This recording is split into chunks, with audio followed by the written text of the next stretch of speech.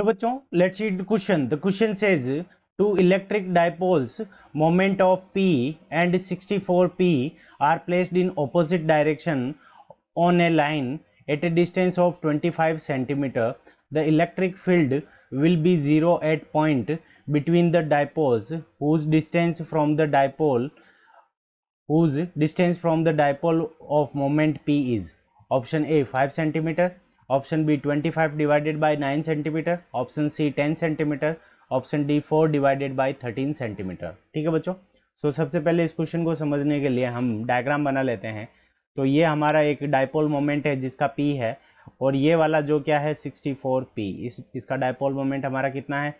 अब इसका dipole moment अगर इस तरफ है और इसका डायपोल मोमेंट अगर इस तरफ है, तो यहाँ पे एक पॉइंट है जहाँ पे क्या हो रहा है कि दोनों का डायपोल मोमेंट क्या हो रहा है, जीरो हो रहा है. इलेक्ट्रिक फील्ड यहाँ पे इस पॉइंट का ऊपर इलेक्ट्रिक फील्ड की वैल्यू हमारी कितनी है, जीरो है. तो इन दोनों के बीच की डिस्टेंस हमें कितनी गिवन है, दोनों डायपोल मोमेंट के बीच की डिस्टेंस ये हमें कितनी गिवन है, 25 सेंटीमीटर. ठीक है बच्चों. ये डिस्टेंस 25 सेंटीमीटर है. तो इस डायपोल मोमेंट से हम डिस्टेंस मान लेते हैं कि ये वाली जो डिस्टेंस है वो हमारी कितनी है, x है. ये वाली जो डिस्टेंस होगी वो हमारी कितनी हो जाएगी, 25 माइनस एक्स हो जाएगी. ठीक है बच्चों.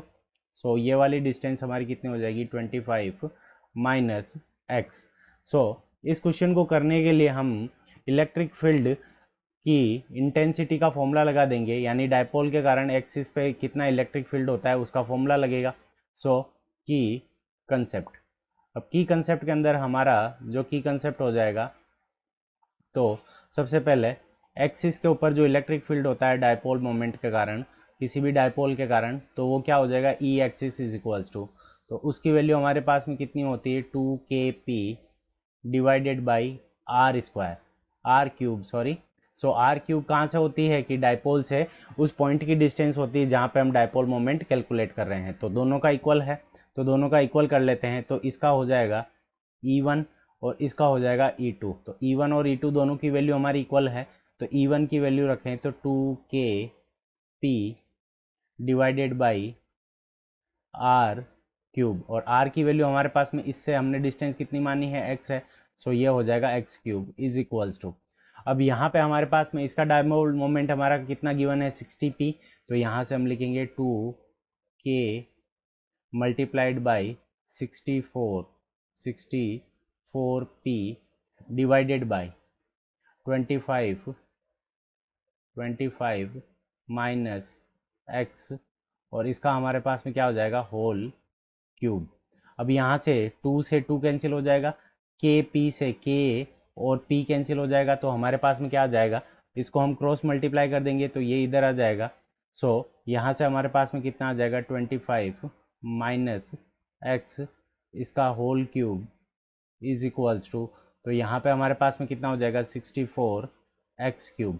अब हम क्या करेंगे, दोनों तरफ क्या कर लेंगे, क्यूब रूट ले लेंगे.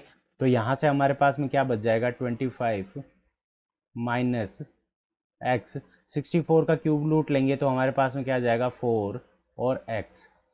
इस x को हम इस तरफ भेजेंगे तो 5x इज इक्वल्स टू हमारे पास में कितना आ जाएगा, 25 इज इक्वल्स टू 5x. अगर हम x की वैल्यू कैलकुलेट करेंगे तो x is equals to 25 divided by 5. 25 divided by 5, तो हमारे पास में x की वैल्यू कितनी आ जाएगी, 5 सेंटीमीटर्स. ठीक है बच्चों. तो x की वैल्यू हमारे पास में कितनी आ गई, 5 सेंटीमीटर. यानी जो p डायपोल मोमेंट का जो हमारा डायपोल है उसकी डिस्टेंस कितनी हो जाएगी, तो 5 सेंटीमीटर. हमें यही पूछी थी. ऑप्शन ए हमारा 5 सेंटीमीटर इस क्वेश्चन का करेक्ट आंसर होगा. I hope you understood it well. Best of luck. Thank you.